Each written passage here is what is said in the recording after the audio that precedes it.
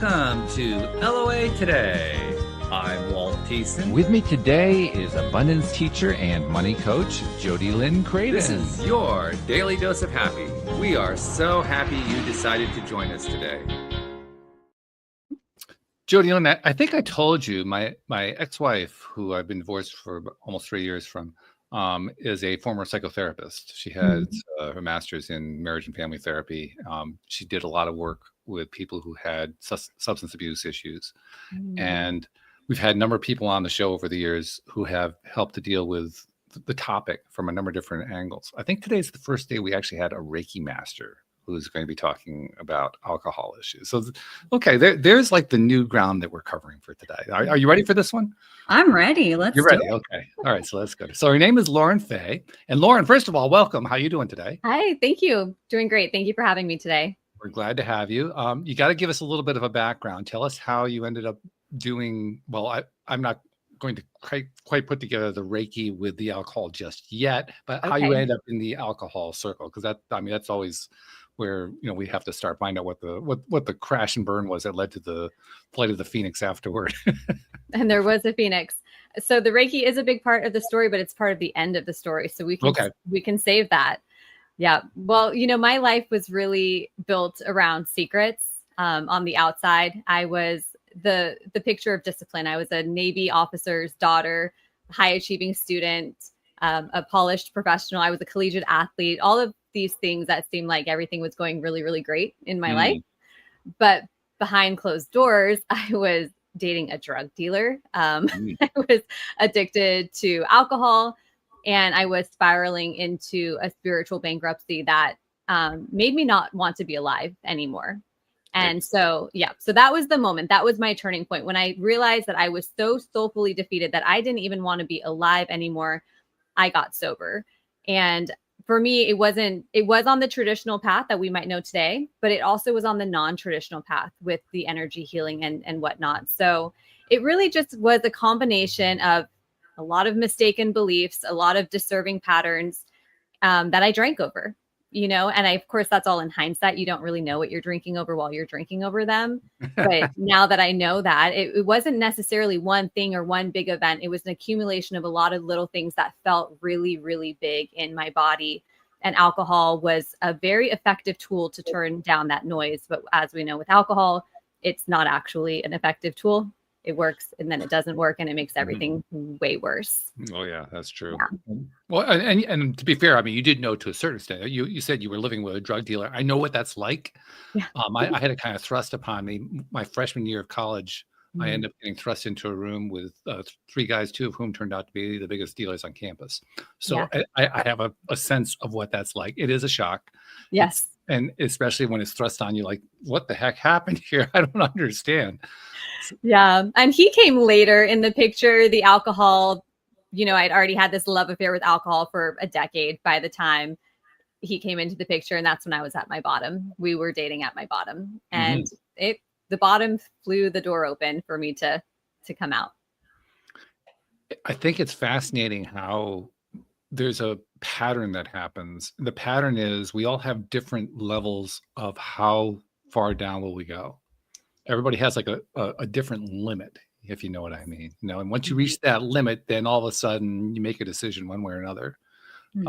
In some cases, unfortunately, the decision is people end up taking their lives, and you were hinting at how that could have been something for you. Fortunately, well, the people we talked to actually didn't do that. So that's how they end up on the show. Yeah, exactly. Well, I'm actually really glad that you said that, because this rock bottom, it's to everyone's own understanding. And I think that sometimes people get caught in this idea that they haven't hit a big enough rock bottom yet to change their behaviors. And that's just not true. Your rock bottom is as low as you are willing to go before it's just no longer acceptable to you in the way that you're living. And so while mine was very low, suicidal, that's pretty dang low, death being the lowest. No, you don't have to get that low, and I think that's a very important message to share. It's what is your low and what is no longer acceptable to you. Isn't it interesting though? It's almost like there's a competitiveness to it. Yes. Like how low can you go? Rock bottom. I actually write about that. Yes. You actually wrote about that. Oh, okay. Yeah. Wow. All right. Yeah. We'll have to get some clues about that one. Yeah. Because, that's a little scary, It's like playing Russian roulette. Yeah, pretty much. It really is. And again, it keeps people trapped because they're like, well, I wasn't that bad. Like, well, but you're not satisfied in your life. That's pretty bad, right? So. It reminds me of a game that we used to play when I was a kid, a word game where, one person would say, well, my life is so bad that I wasn't even able to, go to school. And the other person says, you had a school? Boy, I wish we'd had a school. We didn't have a school. We had to put up with a corner in the back room. You had a back room, and you just kept going further and further down. Yeah. Wow. Fascinating. Crazy, actually, is what it is. Yeah. You had a shoebox? Oh, I wish we had a shoebox. Competition for the lowest denominator. What a weird thing to compete over. It just is so flipped on the way that we should be living. Yeah. It is crazy. Yeah. Yeah. Well, and I think it comes from I think it comes from a place of justification too. Oh, okay. Like, oh, well, it's not that bad, justifying like I can keep going, or like my rock bottom was really bad and justifying all the horrible things that I did. Mm-hmm. That's actually similar to the reason why people like to take in popular entertainment, like television shows and so forth. Mm-hmm. They watch somebody else going through really, really bad hell. Well, mine's not as bad as that. It can't be all that bad. Yeah. Yeah. Well, justification, you certainly nailed it. That is the addict's language right there. Justification. Justification. And when I use the word addict or sober, so it's just words that are easier to say. They're not meant to be labels or, it's just easier. Yeah. Well, I mean, they are meant to be labels. We use them as labels. They're not meant to be negative labels. They're not exactly meant to be, negative labels. Tear you down labels, but yeah. I mean, we need if we didn't have labels, we couldn't communicate. There would be no language. I agree. It's like, this is the word I'm using to convey what I'm trying to say. Yeah. No, I hear you. That's good. So, all right. So you hit rock bottom, or whatever your bottom. Maybe it wasn't rock. I don't know what your particular bottom was. Whatever level you gave it, but you hit that level.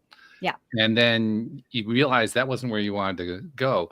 When you're in that place, in that crash and burn spot where you finally realize you've gone as low as you're willing to go, then you have to face, well, how do I climb out of it? Yeah. Which can be pretty intimidating. Absolutely. And for me, it was, I had to set aside the debilitating fear of disappointing people or feeling judged or feeling ashamed. And I had to, ask for help. And it wasn't just ask for help. It was also, I had to let people know what was actually going on behind closed doors. Because like I said about my story, my life was secrets. Family especially were shocked. They did not actually know what was happening behind closed doors. So what you're saying here is the very first thing I had to do was open that door and let people in so they could see what was really going on and ask for help, or tell them I wanted help, tell them I wanted to change the way I was living. How did those conversations go? Well, in hindsight, they could have gone smoother. I was so convinced that my family would be disappointed in the addict side of me, that they wouldn't be so proud of the side of me that chose to get sober. So I had my guard up, I had my defenses drawn, and I actually was like, this is what I'm doing. Don't ask questions. And I really love blocked because I just was, I was terrified. And so later on, I was like, oh, no, they do love you. They do support you. They're very exceptionally proud of you. They want to help you. Why don't you go ahead and let them in? And so it could have gone smoother in hindsight, but it happened exactly the way it had to happen. And, that's just how the story goes, right? What do you think made you notice it? Because that's something you could easily gloss over. What made me notice it? Well, I did check myself into a traditional treatment center and they smashed your righteousness right away. Wow.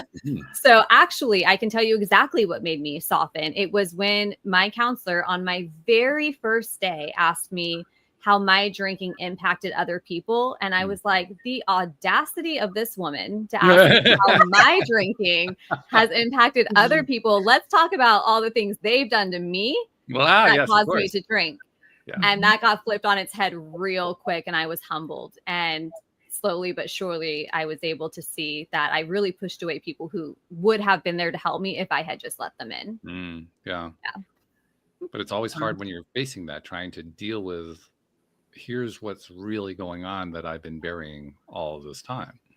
Oh, yeah. And even to this day, 7.5 years later, I'm still having conversations with my parents, for instance. They're still learning new things. It doesn't really end. So it wasn't all at once, but it felt like a lot in the moment for sure. Yeah. But it also ended up launching a new career path for you. It did. Tell us about it. Well, before I got sober, this is where the energy work comes in. Before I got sober, I was receiving Reiki from a Reiki master as a Hail Mary to help me, out of my depressed state and woe is me living and purposelessness. And, it felt really great, but I was already so kind of down that I didn't know how to feel that good. And so I would self-sabotage after the sessions and go back to drinking because it was like, oh my God, what do I do with all this light and love? So when I got sober, I continued to receive Reiki. And then only within months of my sobriety, I trained myself as a Reiki master and now, proceeded into Reiki master teaching. And that was my very first brick and mortar business as a sober woman, was an energy healing practice. And that has since evolved because what I did was when I created my website, I told my story about my addiction. So I ended up attracting quite a few clients who had the same story and didn't want to go the traditional path. They wanted to heal, but they wanted alternative paths to healing. And so my clientele became people who wanted to hear this addiction recovery messaging. And that expanded the business into mentorship and coaching on how there are many, many paths to healing. And this is one way, and there's lots of ways. And so I teach this one way, the holistic approach. Okay. Yeah. I like it. Yeah. I mean, it's very alternative. It's very unusual. I'm kind of curious. Do you get any pushback from traditional therapists? That's my biggest fear, and it just hasn't happened yet. There's just, at the end of the day, can we really debate the fact that there are so many ways? And that one way isn't going to work for every single person. It might work for one. I started my recovery in the traditional journey, and that worked for me. And then I expanded beyond it. I didn't get better than it. I just continued to grow. And with that, I needed to grow the tools I was using for my healing. So the pushback isn't really there, but good. Maybe it is behind, not to my face. I don't know. Well, I mean, my opinion, this is just my opinion, but my opinion about whether or not there would be pushback is that there wouldn't be, and that the reason there wouldn't be is because the traditional therapies, while they've been able to help a lot of people, there's also a lot of kind of rough track record stuff that hasn't really worked out well. Like the thing that's coming to my mind right now are 12-step programs. People who enter a 12-step program and they don't do anything else except a 12-step program have a 6% chance of overcoming their addiction. That's a 94% chance of failure. Wow. Yeah. Is that low? Yeah. If they're not doing any kind of therapy or group work outside of the 12-step or anything, it's 6%. It does take so much more than that. Yeah. Yeah. So, I mean, there's a talk about humbling. I mean, I think the entire industry has gotten humbled over the years when they realize, oh, yeah, it's us too. Wow. Yes, because, and again, it's an effective tool and it's just one way. It's not the whole way, in my opinion. And the focus of 12-step programs is really on the problem or the substance. There's like, for instance, AA, very focused on alcohol. And I was, as I was growing into my sobriety, I was like, I don't want to talk about alcohol anymore. I want to talk about the life I want to create for myself. I want to talk about my goals. I don't want to talk about my problem anymore, And so I feel like it kind of tethers you to your past. And there we go with the competition on who has the worst rock bottom. And we become our story of pain. And I wanted to be the story of liberation and the story of hope and possibility and potentiality. And so it was like a magnet where they were like polarizing against each other, the two different ways of conversing about healing. It's kind of like what you call, I can't remember, there's a word that you've been using lately over the last couple of months about, it's not psychologists, but do you know which word I'm talking about? It keeps you like in a victim state. You have the victim psychology. Victim Victim mentality. psychology. Yes. Yeah. Kind of similar to that same preference, or like line of it. Yeah. Yeah, there's so much overlap there. I'm not sure that you could find a whole lot of differentiation. Exactly. Yeah. Yeah. It's really just two ways of saying the same thing. Yeah. Sad but true. Yeah. But it's also true that the excuse me, my throat is just completely full. I don't know why. It's also true that anyone who goes through any kind of a treatment program, whether it's traditional, whether it's alternative, whether it's a combination of the two, it isn't the treatment that makes the difference. It's the choice that they make themselves to make a change and how true they are to that choice. And really, all of the therapies are aimed at trying to encourage that. I mean, even Reiki, life force, that's what Reiki stands for. Yeah. All the life force is about is helping you get to a point where you can make a decision. Yeah. That's all it's for. Yeah. 1,000%. You absolutely nailed it. It all comes down to choice. I don't have relapse as part of my story. When I chose to get sober, I've been sober ever since. And there's some like, what are you, a unicorn? And it was like, no, I was so decided, my choice. I made that choice with such conviction that nothing was going to get in my way of that choice. And it was very uncomfortable, and it took an exceptional amount of work, but I had made my decision. And that is so, so, so important. I don't believe you can be free from addiction if you don't actually make the choice to be free from it. Because we're human beings. We are so much more powerful than substances. But in the traditional way, they give more power to the substances. And it drives me bonkers, honestly. Isn't it odd, though? It really is. Like, let's not give power to a liquid in a bottle. We are humans with autonomy, authority, and choice. But yes, addiction is addiction. If we consume these things, we will give our power away. But if we choose not to consume them, we won't. And so it really comes down to that choice. And going back to the point you made, Jody Lynn, about victim psychology is all about giving power away to externals. Absolutely. Everything that happened to you or to me or through me or what around me or whatever, it's all of these other things' fault. Yeah. I like the one went around me. I like that one. That was good. But it's true, right? It's all these things, and focusing on all of those things. And that's the reason why. I can't move forward. And again, that's as harsh as it sounds, that's another choice. To choose to focus on those things versus focusing on something else or finding a new perspective. Yeah. And it strengthens Walt's argument too about the requirement of additional assistance and support, because it's almost impossible to call yourself out on being a victim. It's really something that takes reflection and the willingness to have an open and curious conversation to see your actions differently. But a victim's not going to call themselves out as a victim. It does take support, therapeutic support. Yeah. And that's one of those, oh, damn moments. Like, yeah, it really is. I need to have somebody else. No. Well, not only is it like I need someone else, but it's also like, well, damn, if that's my identity, then who am I going to be if I'm not a victim? That's right. Now you're in this identity crisis. Absolutely. And then you bring in like the conversation about forgiveness and, now, okay, I don't have an identity because I'm no longer identifying with this thing that happened or substance abuse or whatever, fill in the blank. And now, so I have no identity and I can't blame it on this thing anymore. And like, what do you do from there? Yeah. Yep. And forgiveness is nearly impossible if you're a victim, because you're not going to forgive the person that you're still blaming, right? No. So it's messy, but you're right. You pull out the victim, you pull out the blame, and you turn to forgiveness. And in between, you're in this messy middle where you're just floating in the abyss, having no idea how to exist. It's a weird transition. I don't believe you go from addiction to enlightened, right? You have to go through the messy middle, and a lot happens in the middle. I don't think you go from anything to enlightened. No, enlightened was a strong word. Yes. That was a big word choice. I agree. I think there's always that mess in the middle. And that's a part of the beauty is experiencing and changing your perspective and changing your mind and seeing, your story through a different lens. Like that question that they asked you, how has your drinking affected other people? you weren't even thinking about that before.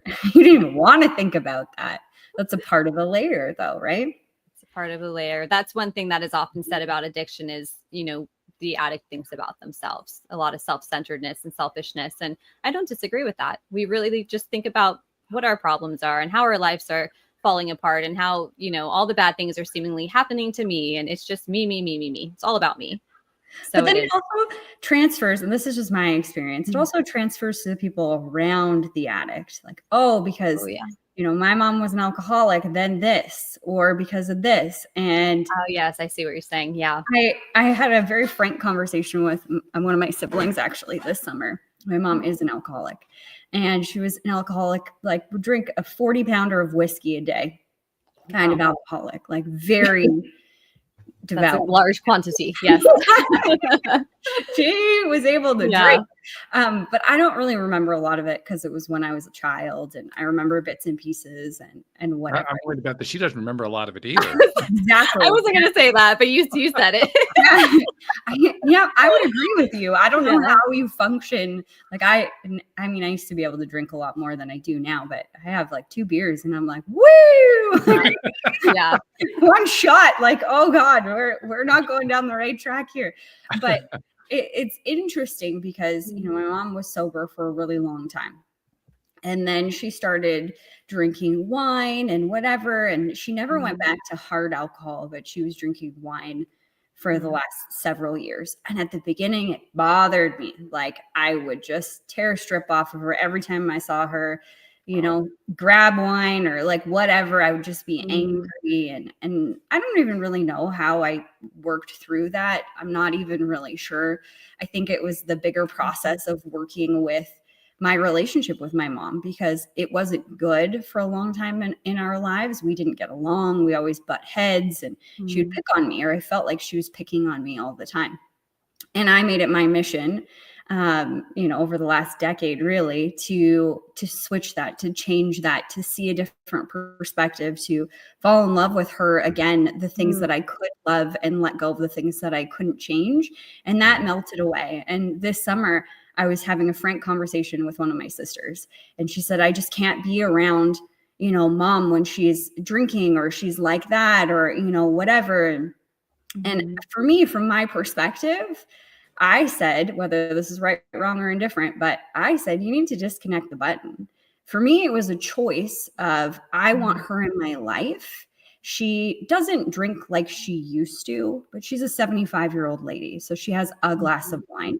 And she's not like drunk or anything like that. And not to excuse any of those things, but that's her choice. It's not good for her body. I don't agree with it. It's probably not going to get her where she wants to go, but she's a 75-year-old woman. She can decide for herself what she wants for her life. And I disconnected that button and just decided it wasn't worth the angst and the anger to get upset over it, because she wasn't going to change.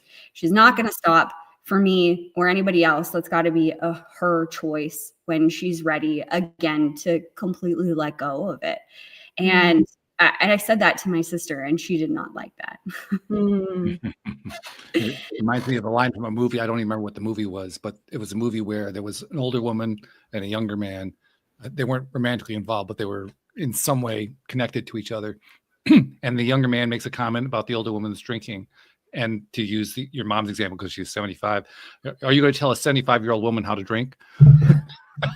Exactly. I mean, she's 75. She's going to do what she wants to do. And she's earned that privilege. It's her body. It's her life. It's not harming me in any way.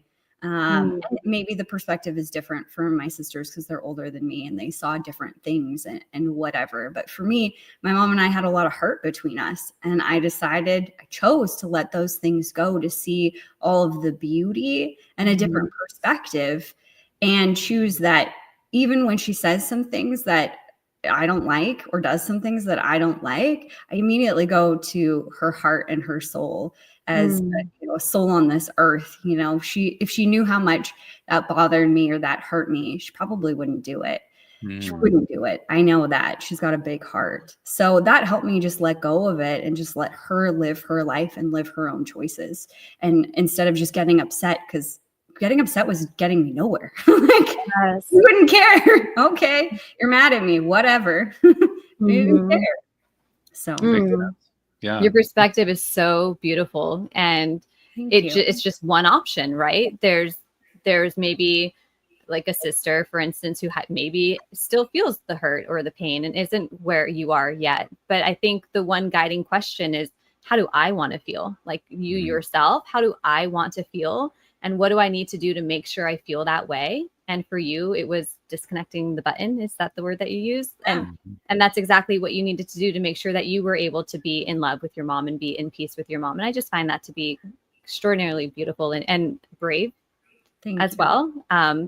Obviously, other options are boundaries. And if it's not working for you, you just set the boundary and you step away. But it sounded like you wanted that relationship. Yeah, you know? I do. And I mean, I live 5 minutes from my parents right now. So I like see them almost every day, definitely a couple times a week. And I have a really close-knit relationship with my mom now, more so than I ever had before. But it was because of that choice. She changed, but it was after I changed and I let those things go and started to really focus on the things I loved about her. Because the drinking aside, or some of the things that she says, because she's old and she has no filter, that I could focus on those things, or I could focus on the beautiful things that she brings to the table. And the more I focused on the beautiful things, the more I saw. I was just going to say, you used the word focus, because I was like, I don't think your mom changed. I think the lens in which you saw your mom changed. Exactly. Yeah. Definitely. Well, it's a great point, though. I mean, I'm glad you're bringing that up, because it is a powerful tool that people don't realize that they have. They can choose to look at the part of a person that they choose to look at. They don't have to get stuck on the part they don't like, even though that's the first inclination of many people, is to get stuck on the part that they don't like. But you don't have to stay there. You can shift your attention. It's the same person, but you're just looking at them from a different angle. Yeah, and even shifting the meaning of what that means. When she drinks, it means whatever, or when she says these things, it means this. Like, unless you ask the person point blank, you don't actually know what they mean or what the meaning is behind what they're doing. It's all an assumption. Yeah. One of the, I said I broke away from the traditional path when I got sober. I joined a study group that was based off of A Course in Miracles. And the group itself was called, it's an incredible, right? Incredible text. And it was called Choose Again. So here we are talking about choice, because everything is a choice. But this whole idea, like, we are meaning making machines, everything is meaningless until we give it meaning. And what does her drinking say? Like, what does it mean? Well, probably says nothing about you, but we automatically are going to make it mean something about us. Right. Or this, that, and the other. So that's another choice, is what story am I telling myself? What meaning am I giving this? And how is it making me feel? If we're going to give these disempowering meanings to stories, and that's the lens we live under, we're not going to feel very good. And we're going to see all the things that are wrong with the person. We're just like Walt says, but there's so many other things you can look at in the same one person. Yeah. And not just in the same person, but in the same experience, whatever the experience is, whether it's a person that you're interacting with, whether it's a book that you're reading. You mentioned A Course in Miracles. I mean, you guys obviously both love that book. That book actually gives me a headache. I couldn't even finish. It's dense. It is very thick. It's dense. Well, not just that. Literally, as I'm reading this stuff, I'm saying to myself, this just doesn't even make any sense. This is just nonsense. And that's the way it was resonant. It was non-resonant with me. Now, does that mean it's a bad book? No, it wasn't the right tool for me, is all. Yeah. Maybe the Course in Miracles for Dummies is what I used to flip through. Like the clip. Okay, now we've got like AI, but it's like, can you interpret this for me? Because I am not understanding this language here. When I was in school, we called those Cliff Notes. It was the short version. Yeah. I started reading A Course in Miracles before I got sober. And I didn't comprehend any of it. In fact, I remember slamming it shut and being like, this is someone else's miracle. Like, it's not for me, And that was the victim mentality coming through. Like, someone else can be in love and someone else can forgive. And it's not me. And for me, it was more that I'm too analytical, and I kept analyzing the text in terms of, well, this doesn't make any sense. That certainly doesn't make any sense, and this is just nonsense. Yeah. Understood. Yep. And the text is so tiny. Yeah, right. I know. And the paper is so thin. If you highlight, it bleeds to the other side. Yep. It's just a mess. Yeah. You get the feeling they actually publish it that way on purpose? Maybe. Probably for the trigger to see how we respond. Probably. Yeah. Yeah. It's all part of our healing. Really is a course in miracles. To create as deeply as possible. I don't know which. Could be the one. Yeah. But it illustrates very nicely how there are going to be different angles regarding anything that we have in our lives. And it takes us right back to what we talked about before. We always have choice where we don't think we have choice. Yes. It's a frightening concept because it challenges so many preconceptions that we've built up in our lives. Yes. To realize that the things that we preconceived it's just locked in aren't really locked in. It's like, oh, well, now what do I do? It's like a house of cards. I had this whole thing constructed. What are you doing? You're tearing down this thing that I had constructed. Yeah. Like literally a house of cards. You pull one card and then all these other things begin to fall. And you're like, no, what? Stay. I don't want it. No. It's terrifying. That choice, though, also what you just said, Walt, is we do always have it. And I think sometimes the thought is to default to the external. And it's like, but I didn't choose this, that, or the other. But you can always choose how you feel inside or how you respond. So there's that inner choice, and that never goes away as long as we're alive. So we do always have to. I just don't feel like that can be debated. Well, it can definitely be debated. I see it all over the place right now. I mean, it's fascinating watching what goes on in popular culture right now because there is so much finger pointing going on. There is so much blame psychology going on right now. And it's got to the point where it's almost comic relief because there's so much of it. Yeah. So clearly a lot of people haven't gotten the memo. Yeah, correct. I would agree with that. And you're right. Everything is debatable. My belief is that there's no room for debate on this. But yeah, it's like you have a choice to be responding the way you're responding right now. It's all a choice. Yeah. It reminds me, there was a book that came out, I think it was in the 1980s called I'm Okay, You're Okay. And it gained quite a bit of popularity. It was like one of the early self-help books. Then there was a book that came out in response to it.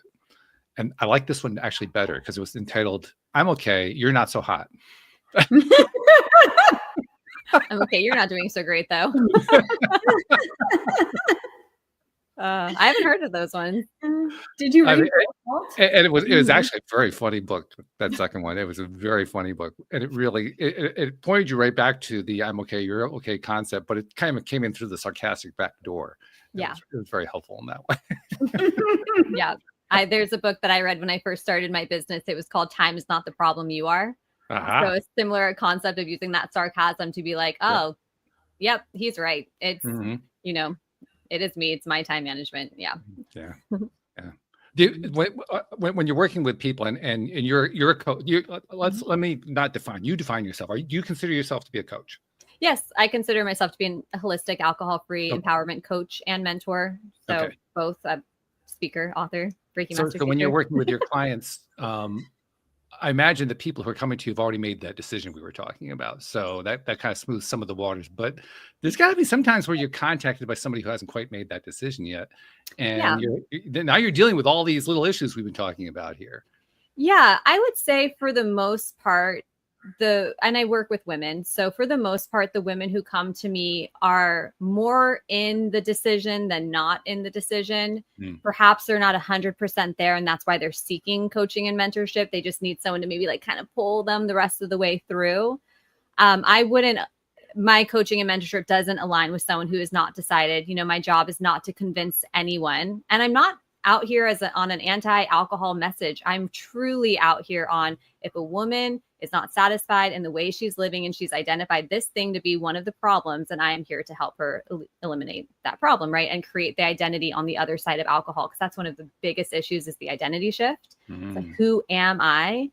And then the second biggest, or if they're tied, is, and how do I belong in this alcohol saturated world if I don't drink, belonging being like the number one human desire.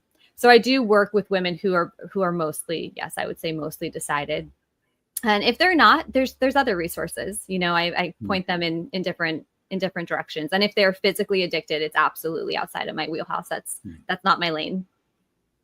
Yeah. Right. So essentially you're saying you work primarily with women who've already been doing some work. Yeah, I would say who have the awareness. They've already, and awareness is some of the work, right? They've already identified that this is part of the problem.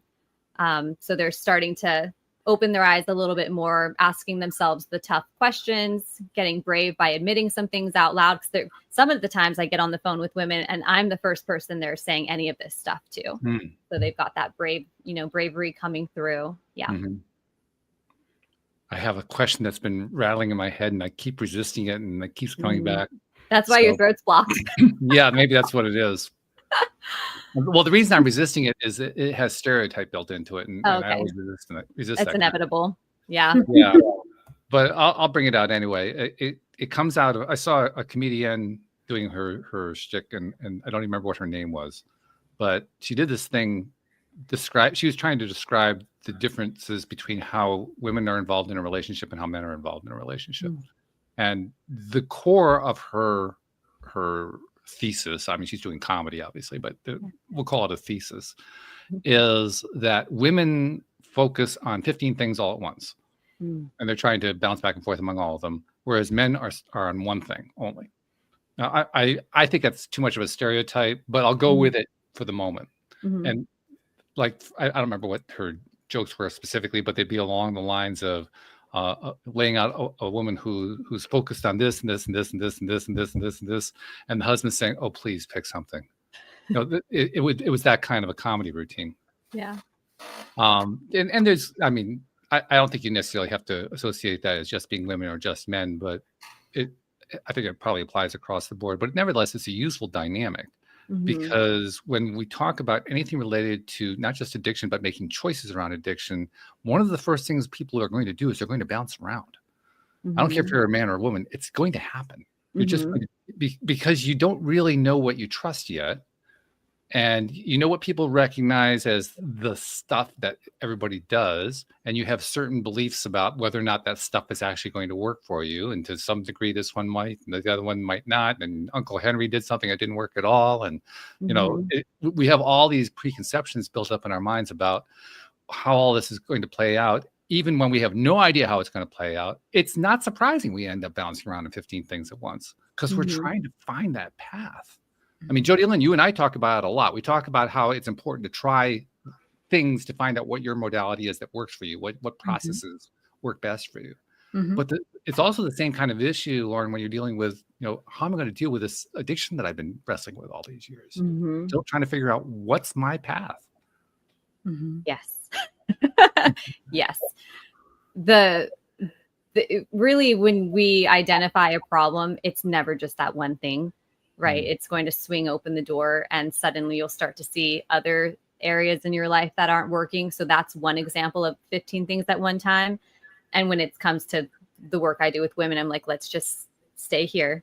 Right. Like we can talk about you don't have to get a divorce and quit your job and move to Fiji all in the first month. Like, let's just not drink the alcohol. But in terms of the other 15 things, it's like, it's almost option or decision overwhelm or decision fatigue on how many options are available to us to solve the problem. And so it's like, which is the best one? And how much time do you give one modality and give it an honest chance to work? If you do too many things at one time, do you even know which one is working for you? Are they all clustered together? So it is very easy and I think part of it too is when you make such a big identity changing decision, such as changing your relationship to alcohol, all of a sudden it's just like everything feels so big. And the blinders come off and it's like everything all at once.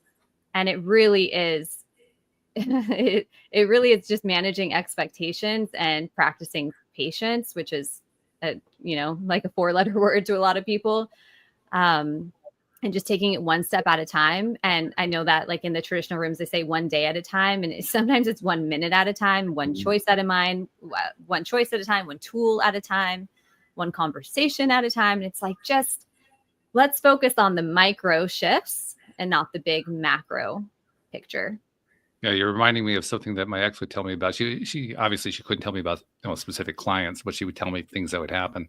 And one of the things that would happen fairly frequently, because she worked a lot with court cases where somebody was assigned to X number of hours of therapy in order to deal with something that had led them to do something they shouldn't have done. And that meant that they were basically doing the therapy under duress, and they really had no intention of getting any better, which was extremely frustrating from her point of view. No kidding. Yeah. Yes. And so she'd encounter all kinds of different, ways to get around stuff. And one of the ways that she encountered was somebody would say, well, I've been sober for quite some time now. And she'd say, oh, how long? And she'd say, well, since 9 o'clock this morning. It feeds in, though, to what you're talking about. It is moment by moment. For that person, from that person's point of view, 9 o'clock that morning to 3 o'clock in the afternoon, that was a long period of time. Yeah. That would feel like a long period of time for some people. Absolutely. That's why there's milestones, like making it through the first 24 hours and making it to 30 days. Something they do say in the traditional rooms is do not make any big life decisions in your first year, because changing your relationship to alcohol is big enough. Yeah. And it's just going to open, again, just the door to so many other things that it will feel very challenging to navigate other really big decisions as well. So. Yeah. Well, life is good at that. Yeah. Yeah. Life will always throw us challenges and tests. And well, the show was originally about law of attraction. We don't touch on it too often, but there's a law of attraction thing going on there, in that you attracted whatever that particular experience is. And if you don't deal with it, life tends to send you more of it and more of it and larger amounts and, bigger 2x4s and all that kind of thing, until you finally say, okay, all right, I'll deal with it. Come on. I agree. I was going to say, sometimes it takes that 2x4 across the head until you're like, okay, I surrender. I get it. I'm willing to listen to this message. Yeah. There's a lady called Buddha Betty, and she had a near-death experience, and she was an alcoholic, or she was a drug addict or whatever. And her slap on the head by a 2x4 was like dying. Yeah. And having this, after death experience, and where, she could see all of these things, and she could see that she was going to have to redo this again and go through all of it again. And, she was going to come back as her cousin's baby if she didn't choose, or all of these things where she was like, holy man, this is crazy. And then woke up on the floor, 12 hours later or whatever it was. And she's alive again. Holy man. But listening to those kinds of stories, it's funny. Sometimes you just don't get it until you get it. And what you just said too, holy moly, I'm gonna have to go through this again. That is one core reason why relapse is not a part of my story, is because it is so hard and uncomfortable and just gritting your teeth to get through the beginning. I don't ever want to go through that again. I don't ever want to go through that process again. And so for me to go back to substances knowing I would have to go through that again, no, I would never, I can't sign up for that, so there is a gift if you just can get through, because life is always going to give us these big moments. And then, it's not just going to be an instantaneous result, and there's probably not going to be an easy button. And if you can just keep pushing through and getting through it, there will be reprieve and relief and peace and a miracle or whatever on the other side, but you just have to stay the course. And so when you bail early and then you go back to the old ways, you're starting over, and that's so hard. And it's very defeating for a lot of people. And then it's just so defeating that maybe they just stop trying. Something else that occurred to me as you were saying that is you described how you're suicidal at one point. And one of my other co-hosts, Joel Elston, was suicidal at one point and literally sat on a bench on an island off the coast of Florida with a handgun next to him, trying to decide whether to take his own life. And he ended up deciding not to. And I remember asking him, I've asked him a couple times here on the show, but I remember the last time I asked him about it, his answer was about as direct as I've ever heard from him. And he's a pretty direct guy. He said, I honestly don't know why I didn't do it. I can't answer that question. The only thing I know for sure was once I made the decision, I couldn't go back. Yeah. I had to keep moving forward. Yeah. And that's exactly what you were just talking about. Yeah. That just lit me up in goosebumps. Yeah. Because that's what it is. And the decision is actually very hard to pin down. When did you make that choice? When did you make that shift? Mm-hmm. I suspect most of us would have a very hard time saying it happened at 1:32 a.m. on such and such a day. I mean, just that's not the way we tend to think about these things. Mm-hmm. He came probably closer than anybody. He still couldn't nail down exactly how it happened. Yeah. But what we do know is once you make a decision, everything starts to line up in that direction, even though it doesn't feel like it's lining up in that direction. Yes. I absolutely agree. If we're going to be speaking, on law of attraction at all, once we do make a decision, I have a belief like the world starts to reorient itself in your favor to get you down the path in the direction of your decision.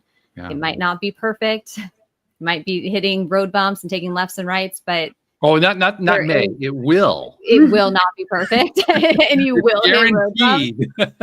Oh, you'll like pop a tire, all the things that an axle will break, but you're at least going in that direction. And if you don't have a decision, there's no direction to go. Yeah, you're not pointed anywhere. Mm-hmm. So, very important. What do you think makes somebody make that decision then? That is a great question. I mean, for me, it was like, because I can only speak for myself. It was the biggest decision I ever made in my life was choosing to be alive after deciding that I didn't want to be alive anymore. And why did I make that decision? I think I scared myself, quite honestly. And it was just so black and white. It was like, I wanted to die and then I didn't want to die. It was just the complete opposite. And then I just kept going in the direction of I want to be alive. I don't want to keep living the way I was living. So now if I'm going to choose to be alive, what do I need to change?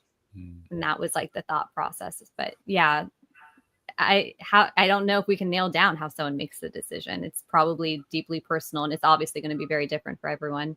Do you have any ideas on that, Jody Lynn? I mean, you've been there. You've been in that kind of a situation. Do you know how you make the decision? I'm not sure I know exactly how. And I think it's a more of a feeling. Like you're at the precipice. I've never been to the point where I wanted to take my own life, but I've been in very dark times and was like not wanting to go on in that same way. And for me, it was, I didn't want to feel all of the feelings. Like I thought that I would just die there or whatever. And it was like being at the edge of a fork in the road and not going through it means this or equals this. Like, and I don't want that. So I guess I have to choose the other way. Okay. And then we go. And everything, like you said, started to culminate in that direction. I think like leading up to it, all of the big decisions I've ever made in my life, they were like building blocks. When I left the abusive relationship that I was in, it was seeing that taking the rose-colored glasses off and it's like, oh, this is my life. I didn't realize that there was another possibility here. I just thought you had a shitty relationship and yelled and screamed at each other and, he would throw things at you. That's just the way that relationships are supposed to work. But then you're going to get married and it'll get better and then you have kids and then it'll get even better. And then like that bubble was burst for me of like, oh, that's not going to change things. And not all men are like that. So seeing things like having the wool pulled off and seeing more truths and then like, okay, well, how do I change the situation? How do I draw boundaries? How do I get more of what I want? How do I even ask for that? And trying to go down that road. And then for me, it was this like split-second decision of I was really stuck that we had this house that was underwater. It was, the 2008 financial crisis and our house was worth half of what we owed on it. And I really thought there's nowhere I can go or nothing I can do. And that's why I tried to make it work.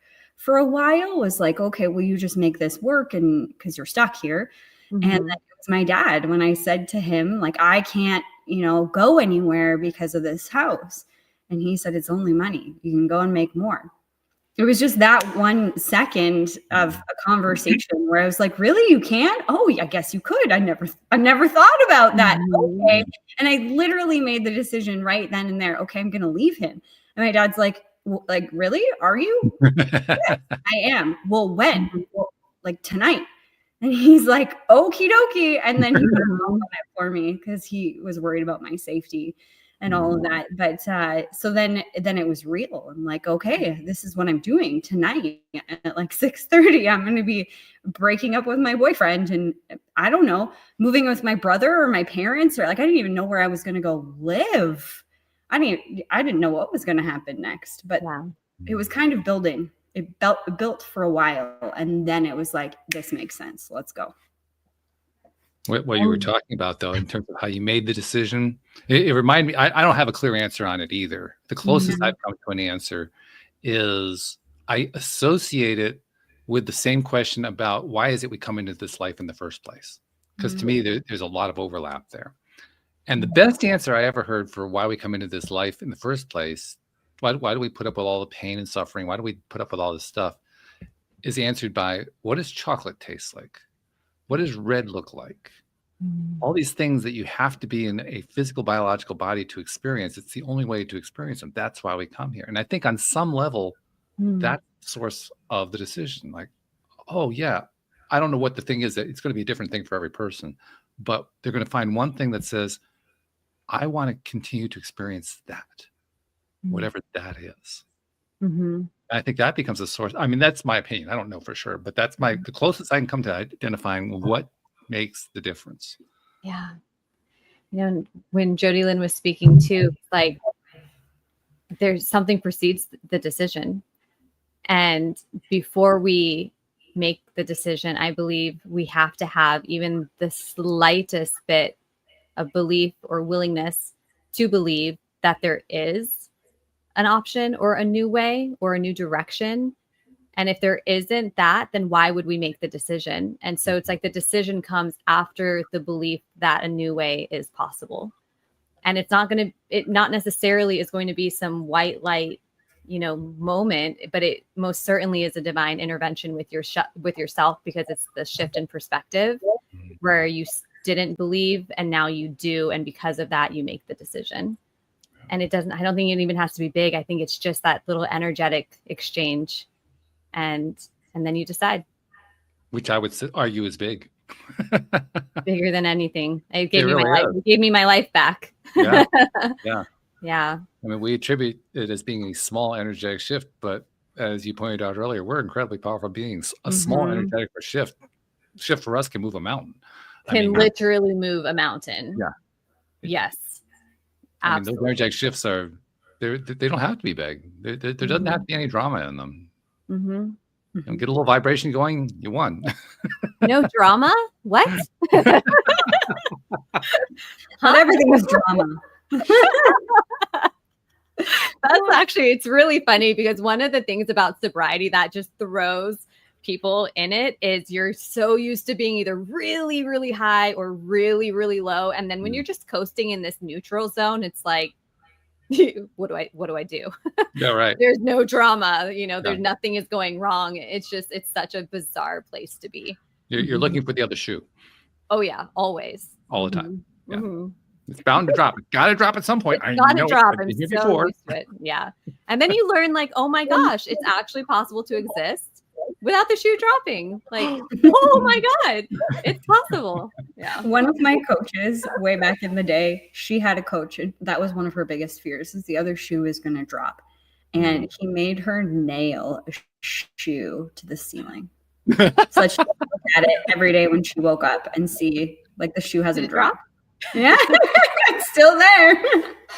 So she literally had a shoe on her ceiling for years. That's wonderful. Whatever it takes. Yeah, exactly. Whatever it takes. That just little simple reminder of that hope, that belief. That's okay. Yeah. I love it. Yeah. Lauren, you have a book coming out. We haven't touched on that. I have a book coming out. It's a memoir, storytelling, transformative book called Blurred Lines, My Reclamation of Power from Alcohol Addiction. P.S. You are not powerless. And it releases on Amazon on October 28th. In fact, it's already available for pre-sale. So Blurred Lines under Lauren Fay. Go ahead. Yes.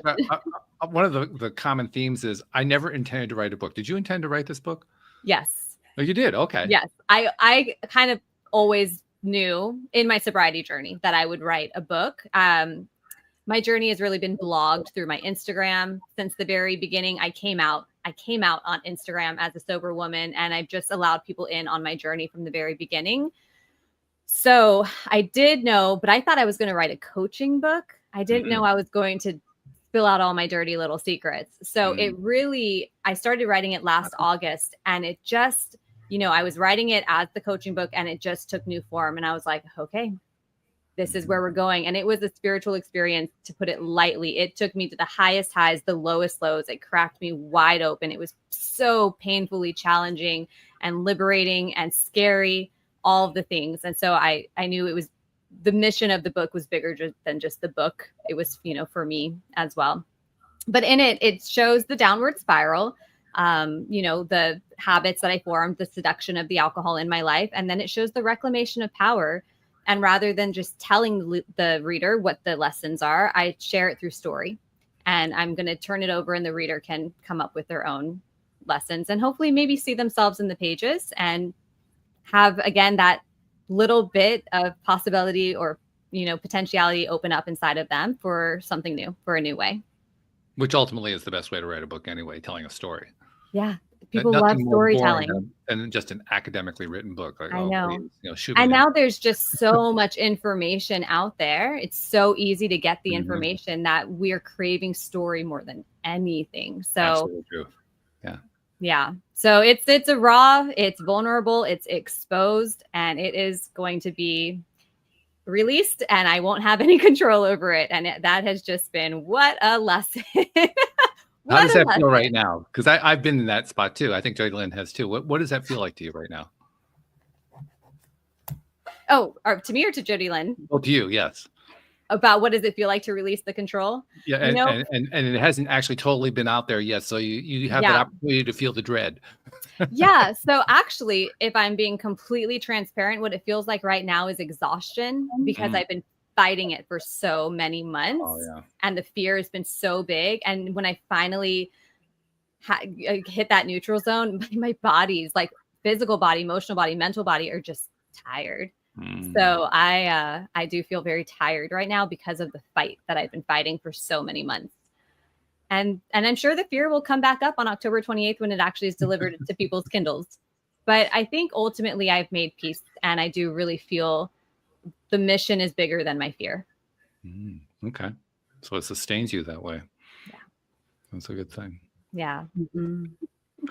I think it's probably pretty safe to say, since your mission is particularly to help work with women who are going through similar kinds of things, you probably like the idea of being contacted by them, which means we should tell them how to accomplish this wonderful thing. Yes. If they would like to reach me, they can go through my contact form at laurenfaycoaching.com, www.laurenfaycoaching.com. That's the best way to get in touch with me. I love getting on the phone with people. The phone is so scary these days. I feel like people have this aversion to the phone, but to me, it's just, we use our words, and then you can feel the energetic exchange as well. And people start to soften and open up once they feel safe. So getting on the phone is the first step. I also love to speak in book clubs or as keynote speaker. I just love sharing the message. If you're not looking to be coached, but you just want to listen, I do that as well. So all of that can go through laurenfaycoaching.com. Okay. That's good. Yeah.